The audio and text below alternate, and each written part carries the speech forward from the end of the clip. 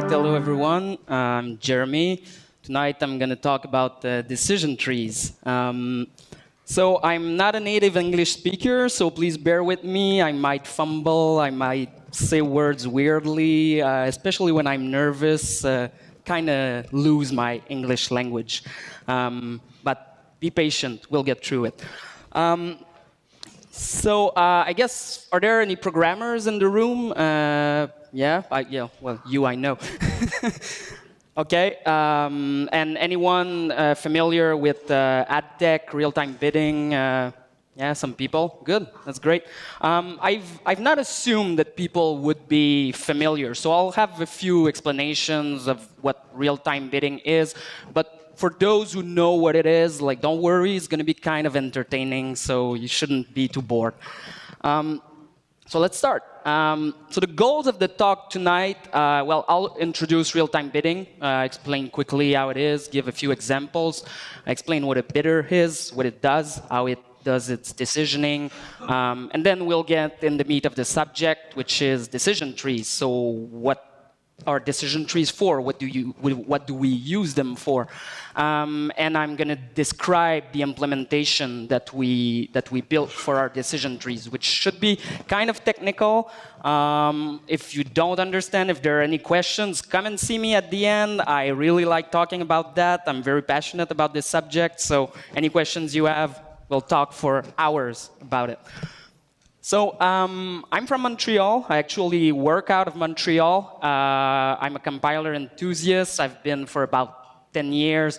I love programming languages. I love playing with compilers. I actually studied in the Laboratoire de Traitement Parallèle in Montreal, which is the parallel computing laboratory, but it's also a compiler's lab.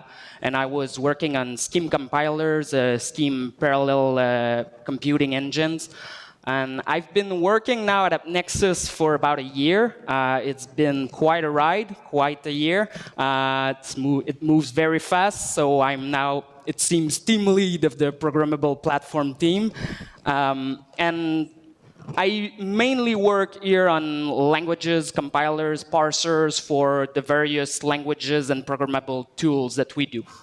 One of those tools is Bonsai. About AppNexus. So AppNexus powers the advertising that powers the internet. So we say that we help the free web finance itself. So we help inventory monetization. So free content can display ads, can display relevant ads to user, and it allows them not to put paywalls in front of their content. So we're an advertising exchange. It's like a stock exchange, but for ads, except like my boss said, you never buy the same thing. Like, it's always a different commodity that you're buying. We deal with about 2 to 4 million queries per second, about 100 billion impression requests a day. So that's kind of a big volume, lots of challenges. It's not easy being at that scale. So what is real-time bidding? So nowadays, people transact on every impression. Well, it's not always the case, but real-time bidding is about per impression transaction, so per impression buying. So impressions are sold and bought in auctions that run in real time, usually between the time an ad spot appears on a web page, a user gets on a web page, and the time when the ad is shown, about 120 milliseconds have elapsed. And one of the important part of this is the bid request. So I'm gonna explain what the bid request is and what real-time bidding is with a small example. So the bid request. So we have John. So he's a user, someone who goes on the internet. He loves to surf. And John is 27-year-old. He's a male, lives in Joliet, North Dakota. It's an unincorporated territory in North Dakota.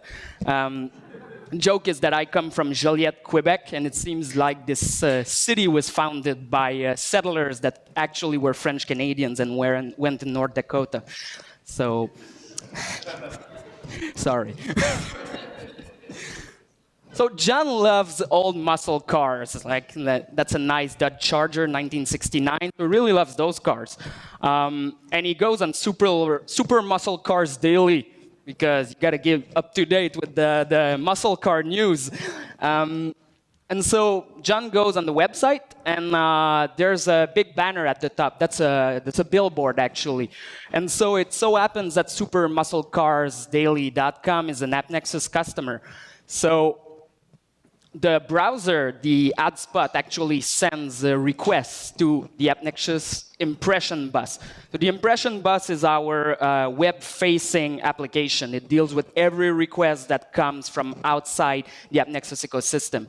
And so we'll get a request for an ad on the website that John is visiting. So 120 milliseconds, it's starting now. So let's build John's bid request. So we've detected that John is from Joliet, North Dakota, USA. He's on the website, Super Muscle Cars Daily.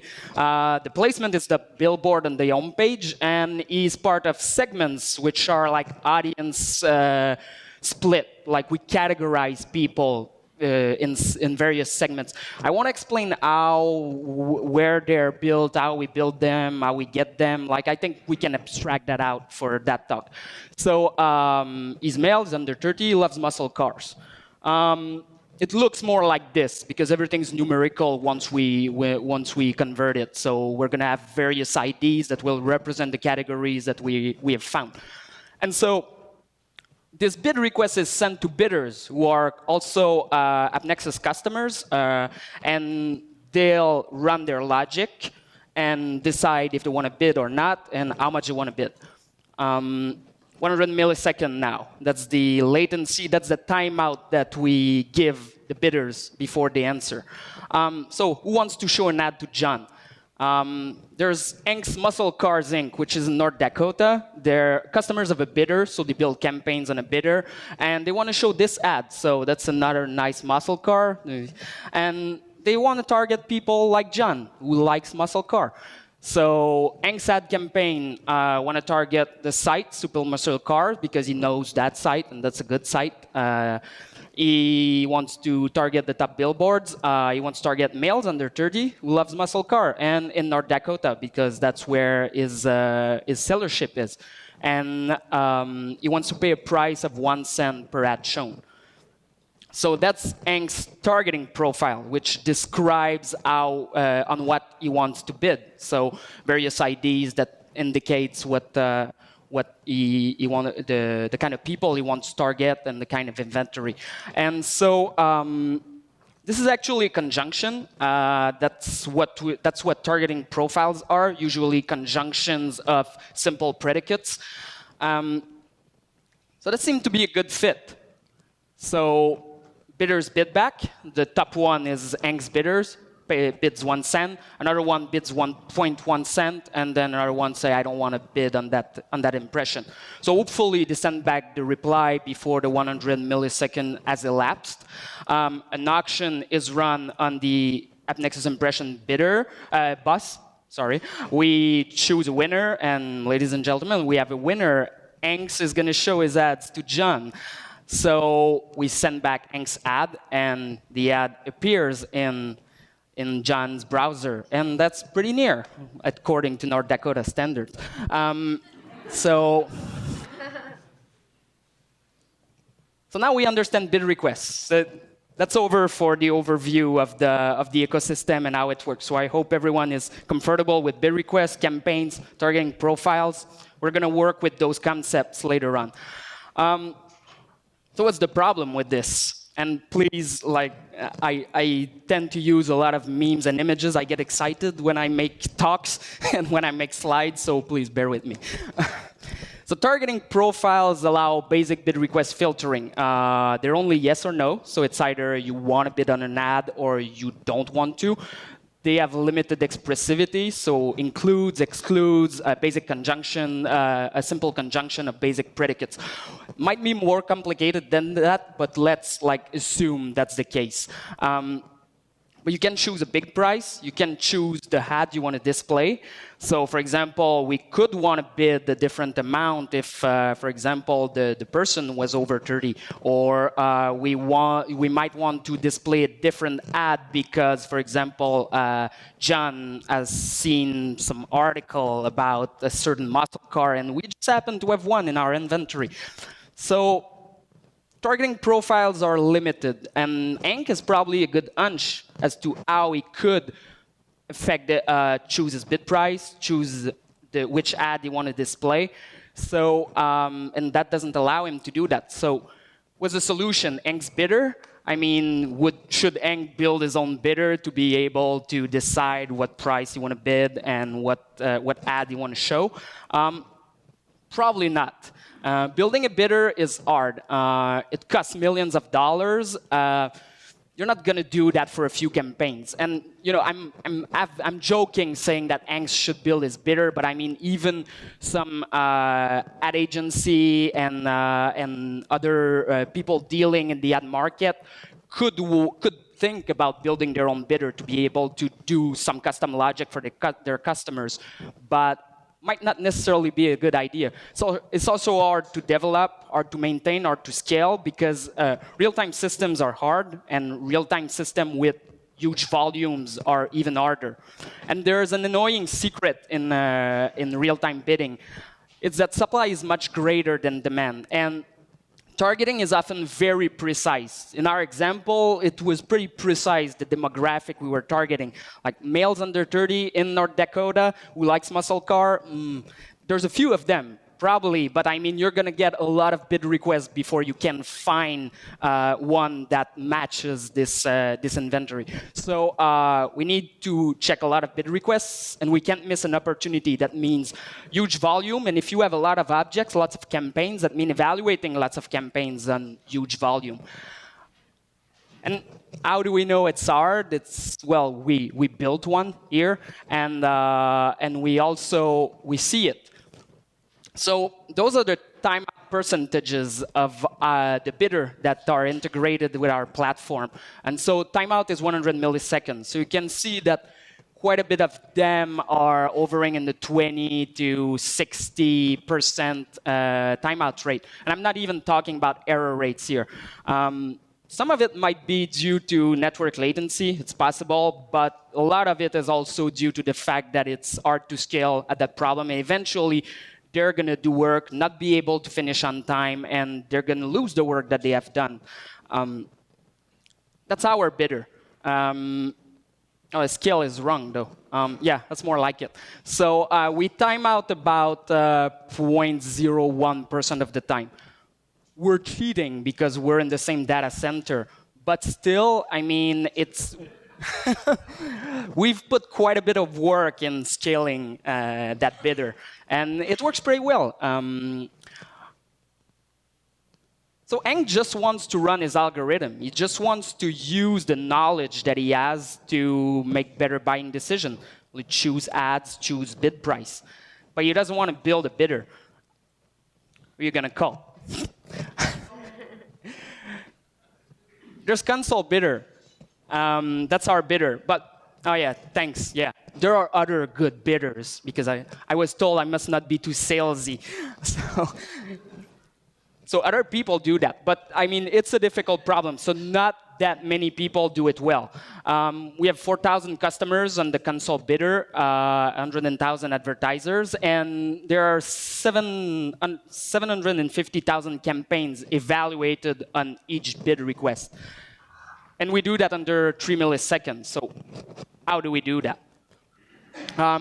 Well, with aggressive pre-filtering. So with the targeting profiles, we are able, with reverse indices and various data structures, amortizing the cost of every campaign to reduce the set of campaigns that we have to evaluate, about 750,000 campaigns, to about 3,000 campaigns that we'll really need to evaluate in the slow path. That's one of the techniques. And so solution is clearly not Enk's bidder. But targeting profiles are not enough. So, oh yeah, Enk wants to run his own code in our bidder. Yeah, that might be a solution. but yeah, maybe not. Running code, running custom code in your application, which has been written elsewhere, is bound to be problematic. And I think Admiral Akbar is a good flair for detecting traps, so should listen to him. But it's a challenge also. So if we really wanted to have custom code executing in our bidder, what are the challenges? What do we have to look for? So first of all, we don't want to tell people to just buy infrastructure like, oh, spin up containers, spin up VMs, we're going to give you a nice API wrapper, and then like a bidder as a service, and then you can do your own bidder, but just on our infrastructure. That's not what we want to do here. We want to actually run the code in our bidder. So security is the main problem. Once you start running external code, you really don't want to let people run funny stuff, weird stuff, stuff that's going to crash, stuff that's going to break. You want isolation because you don't want anybody's code to affect anybody else's code. So no customers must make any other customer slower, make any other customer timeout, etc. We want performance because, well, we collocate all of our campaigns on each node. So each bidder evaluate the entire 750,000 campaigns. And we might want to attach code to every possible object in the system because we might want to do bid choosing, creative choosing. So it needs to be pretty performant and it needs to scale well. And we want static analysis, and I'm going to hammer that point. We want to know exactly what the code is going to do. We want to know that it's going to terminate. We want to be able to characterize its resource usage. We want to know that it's not going to cause error, that it's not going to make us crash. So Turing Completeness in that case is considered harmful. Sorry, Turing. So we cannot embed just a general purpose language in our bidder, and we cannot embed a language that has loops, that has recursion. So we need to reduce the scope of the algorithms that this language is going to be able to execute. So no Python, no Lua, no domain-specific language, which is Turing complete. But in 99% of the case, the algorithms that customers will want to execute can be represented in a language that's not Turing complete. The solution is decision trees. Like I said, we can have them do about everything that people will do. Or if they don't, we can develop other languages that won't be Turing complete either. But we can develop a nice set of languages to cover each use case.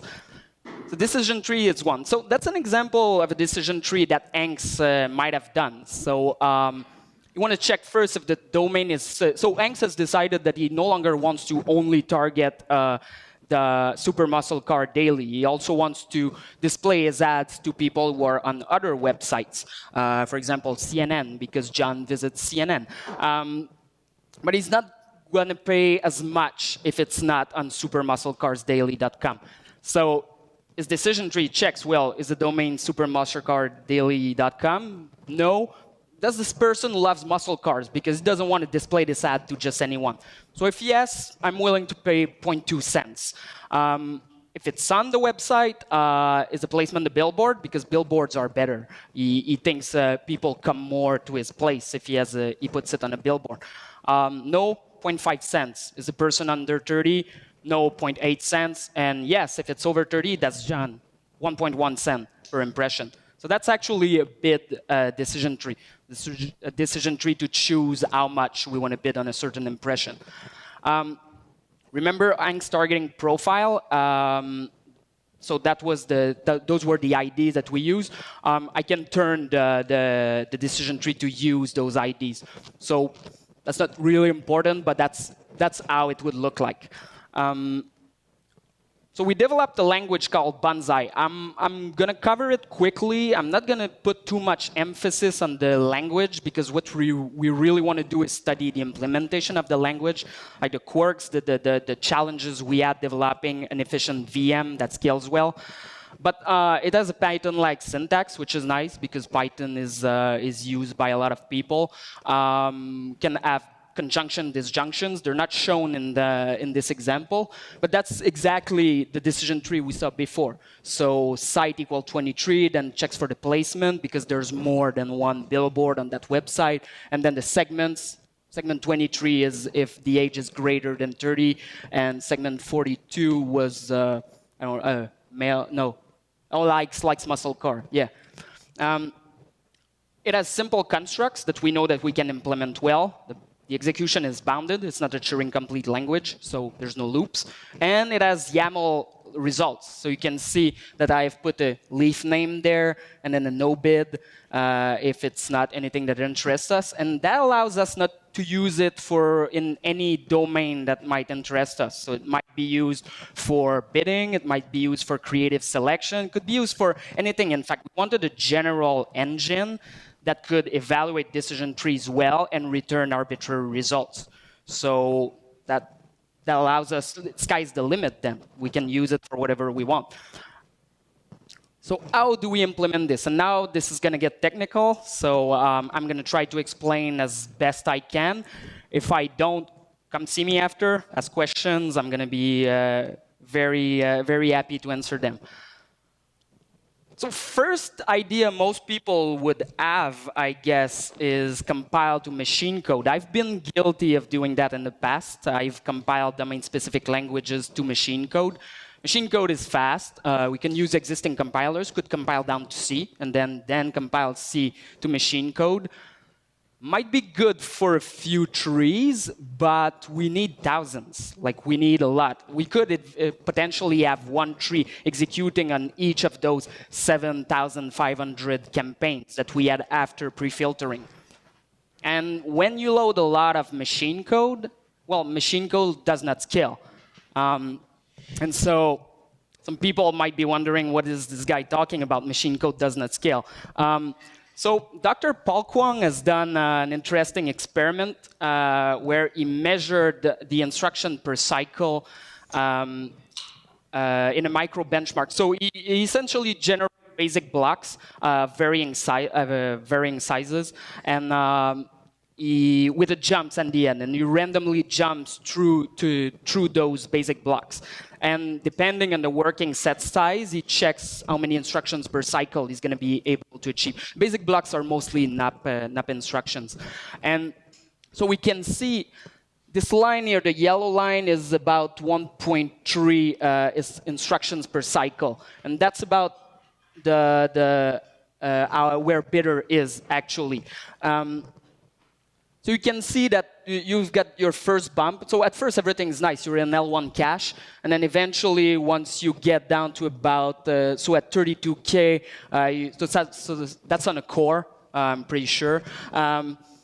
So at 32K, you get out of your L1 cache and then goes down a little. And then at the second bump, you get out of your L2 cache. And you've got maybe 256K of L2 cache, and then L3 cache is 16 megs, and once you get out of L3 cache, it goes down the drain. And we don't want that to happen in our bidder, because that would happen to all the other code. We would end up evicting the code from our bidder to make space for those decision trees. So we don't want that. We can compile down and load shared objects, like thousands of shared objects with custom functions compiled to machine code. So we're going to create a small virtual machine together. That's the way we're going to solve this problem. So an MPSD virtual machine. Some of you might be familiar with Flynn's taxonomy. Anyone? OK, a few people. That's good. So there's essentially 4 types of machine in Flynn's taxonomy. 2 of those are not very interesting. Won't talk about them. We're going to talk about SIMD and MISD.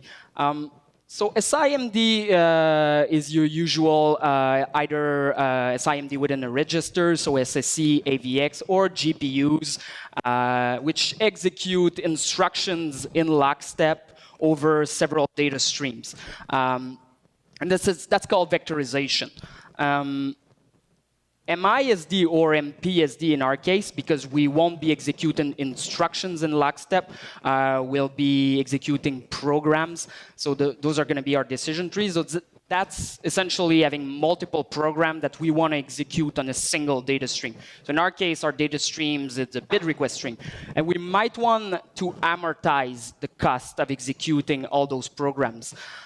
So we'll have to execute all of our decision trees, gather answers for each one of them on a single bid request. So how can we make that fast? How can we share work between those various decision trees? So remember John's bid request. So we had geo ID, site ID, placement ID. So those are categorical features. What I mean by categorical is that there's a lot of possibilities. So geo, we might have hundreds of thousands of site IDs, hundreds of thousands of placement IDs. And segment IDs are sparse, meaning that we have a lot of them, and there's only a few of them in each bid request. So most bid requests won't contain what we're looking for. Most bid requests will actually be dumped by our decision tree. So let's recap. We want thousands of decision trees. We want that in real time. Bid requests are sparse and categorical. Most conditions won't be satisfied. So how can we only do work for those who will be satisfied? That might be a hunch as to how we can fix this problem. So we can. For example, with categorical, we can do that with reverse indices. We could, with the values in our bid request, find which predicates are actually satisfied.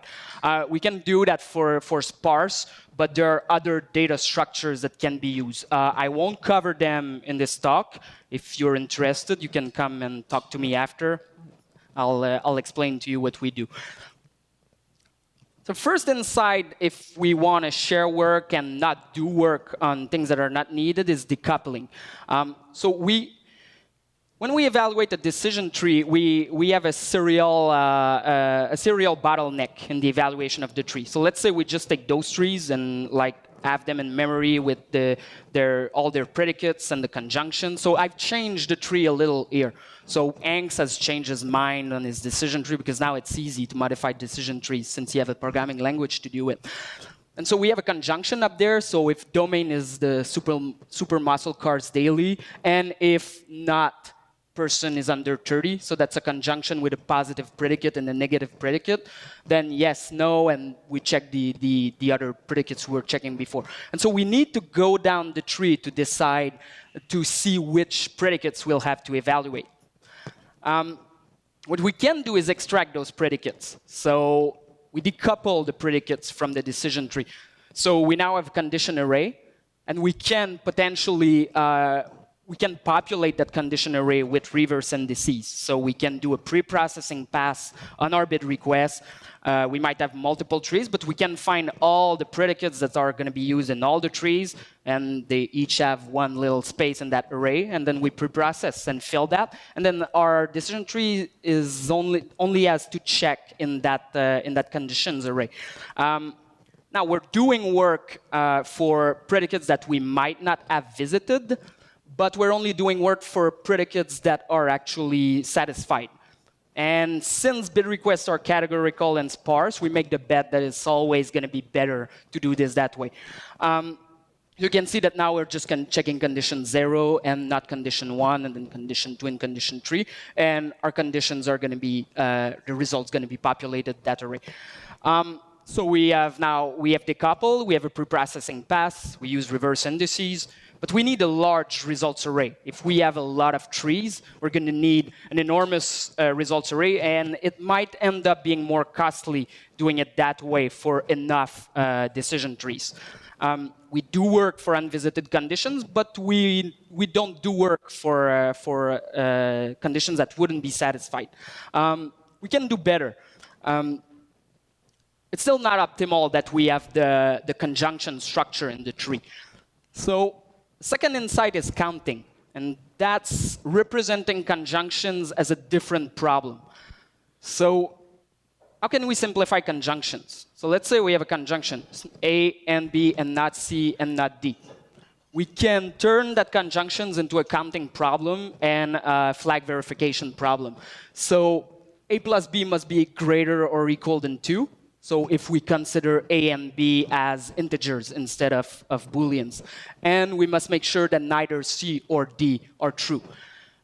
So I extract that, count now equal A plus B, blacklist equals C or D, and then our conjunction is now, well, count greater or equal than 2, and is blacklist false. So we've simplified our conjunction, and we've decoupled even more.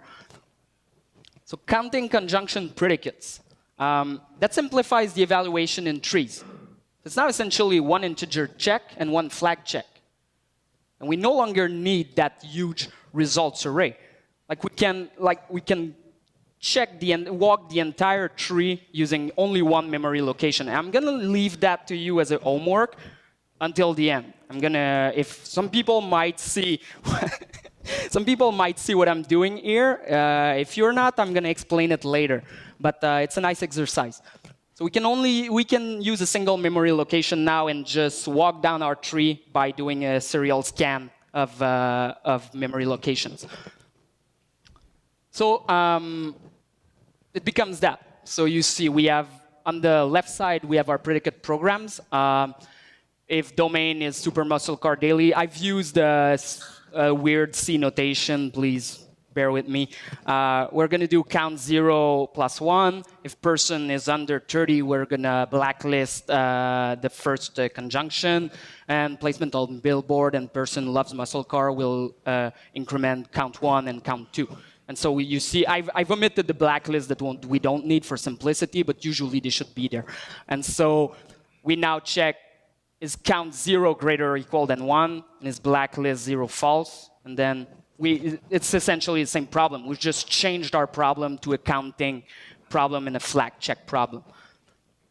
So the virtual machine. So we talked about a virtual machine. So essentially the virtual machine has those parallel predicate programs that we have here that have their own indexing strategies, reverse indices, or other data structures, depending on the kind of predicates. And we essentially compile down to a jump and return program. So a simple virtual machine, 2 instructions, jump, if a count is greater than or equal to a certain value at a certain offset, and return. Return if the count is greater or equal to a certain value and the value that we want to return. And both those instructions must not be blacklisted. And so we kind of have self-modifying code now. Our predicate programs, which can be all evaluated in parallel, there's no ordering constraint between them, will update our instructions. And once it's all done, then we just have to scan our instructions, taking the jumps when we need to, and then returning when we find a return instruction that's actually satisfied. So this is a virtual machine. Third insight is ladders fall through. That's kind of an optimization that we do. So most people, humans, usually code trees in a different manner than automated algorithms. So usually in machine learning, they split on a dimension and the trees are well balanced. Humans usually code them more like switch cases. They'll have this huge bunch of condition, and then they'll go down one level in the true branch, and the trees are unbalanced, in fact. So we optimize that by putting all the jumps for the cases one after the other in memory. That's usually the part where people have difficulties, so I can come back to it later if it's not clear. But essentially, we'll only have to take a jump once we find a condition that's actually true. And until we find one, we'll just scan our jumps until we actually need to go down one level in the switch case. So we promised assign SIMD because that was the name of the talk, actually, how we implemented an MPSD machine on off-the-shelf SIMD. So where's CUDA? Let's go back to that homework first. So I said one memory location. So yes, we only need 1 byte. So we're going to split that byte into two parts. There's going to be 1 bit for the blacklist, 7-bit for the count. If we end up evaluating a blacklist predicate, we'll just flip that bit, can never go back, will always stay 1. For the count, we'll set our byte to count -1 times 2. In this case, it's 2. And we'll essentially, and I talked about increments earlier. We can use either. I mean, we can use increments or decrements. The idea is that we want to have a wraparound when our condition is satisfied. So let's say we decrement by 2 because we had a first predicate that decremented the count. So one predicate satisfied. That one needed 2 predicates satisfied. So we decrement by 2, and then we decrement by 2 again, and then our 2 predicates are satisfied. And that bit there, that's what tells us that we have satisfied our count conjunction, the positive predicates of our conjunction. And the blacklist one tells us if any of the negative predicates were actually satisfied. So we can now do just shift the byte by 7 to get the first bit in the first position, and then negate the blacklist, and we just do just that. So count, we shift, we blacklist, we negate, and so we do a bitwise AND, and that conjunction is satisfied. Is that can come back? So we decremented 2 times, so we had 2 predicates that needed to be satisfied. So decrement 1 time, decrement 2 times, and then our blacklist is 0. I put it to 1 earlier, but in that example, it's still 0. We had no blacklisted predicate. We're satisfied. And so this bit means that the count is satisfied. We want to bitwise AND them together because both need to be 1. So we shifted it. We negated that one. So it gives the same result, but that's just a lucky stroke. And then we bitwise AND, and that means that the conjunction is satisfied. And so, yeah, CUDA. Nope. No, we're just doing SIMD within a general purpose register. So if people were expecting some crazy SSE or AVX thing, we just load 8 of those bytes in a 64-bit register. We use the same bitwise operation. We don't need to read that, just to show that. And essentially, we're doing it in parallel. We're doing SIMD within a register on like 8 bite-sized element, and we'll mask the result that we don't want, count trailing zeros, and we find the first instruction that's satisfied that way.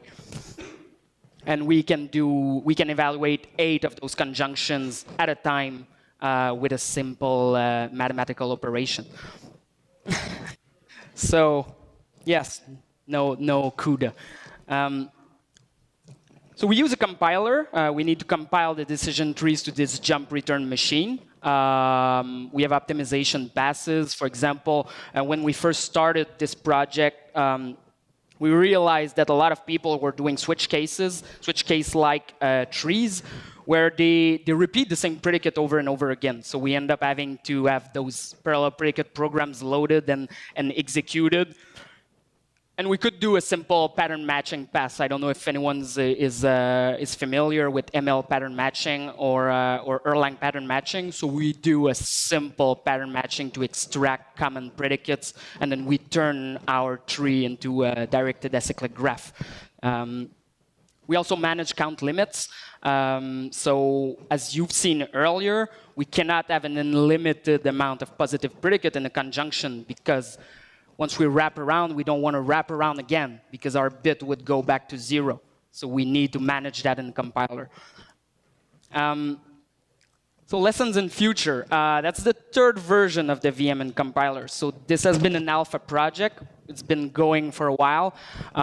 We made assumptions at first. Customers broke them, because that's what they do. You give them a hammer, and they use it as a drill. They tried to do all kinds of stuff. Like they've made us like they've kept us on our toes. So at first we thought that we would have trees with like 10 nodes, maybe 10 leaves.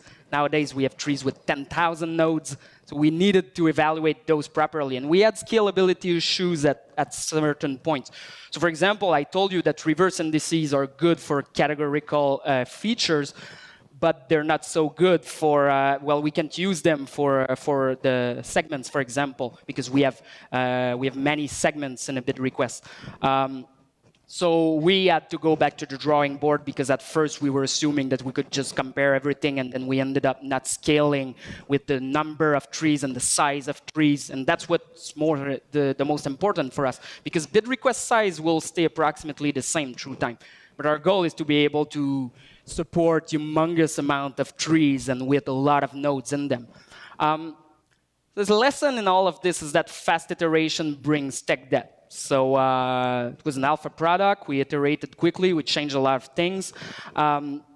We even had operational tech debt, and I'm not going to get into details, but I wanted to talk about it because it's like I'm finally removing that tech debt, so I'm excited. It's always the case with projects like that. And testing. We haven't talked about how we test that stuff, and I mean, compilers are pretty important to test because they're complicated. All the passes, the optimization passes, can break the semantic of your compiler, and usually you don't want to be debugging compiler bugs in production. I don't know if anyone has tried to debug a GCC code generation bug. I haven't. I know people who has, and that's usually not something that's fun. So the first version of the compiler had micropasses, multiple internal representations, and we had definitional interpreters for each of those. I don't know if anyone is familiar with the concept of definitional interpreters. You are? OK. So they are very simple interpreters where we try not to be clever, actively not to be clever. And those allow us to define the semantic of our language or our internal intermediate representations according to another language. And so with those, you can do property-based testing. So you'll run your input through a definitional interpreter, and then your output through a definitional interpreter, and check if the semantic is respected. And if it's not, then you can just do a binary search through your passes using your definitional interpreters to find where the bug is in your compiler. And so we were generating trees, generating bid requests, and running those through our test definitional interpreters. We lost that in V2. To test V3, which has been released during the spring, we just ran it concurrently with V2 for like a few months, and then we compared the results. And at one point, we said, OK, we're confident enough. I see you laughing. And we want to bring back property-based testing for V3. So we're going to use MSFT Z3, which is a set modulo solver, which allows us to define equations. So we can compile our intermediate representations to a set of equations. And then the set modulo solver will try to find counterexamples. So find bid requests where the semantic is not respected. And we are planning to just run all of the production trees on this. And every time a new tree is pushed, we can just run it through it. And if the set modulo solver doesn't find, if our compiler to equations is correct, if the set modulo solver doesn't find any counterexample, it means that the semantic is respected between our passes. That's enough.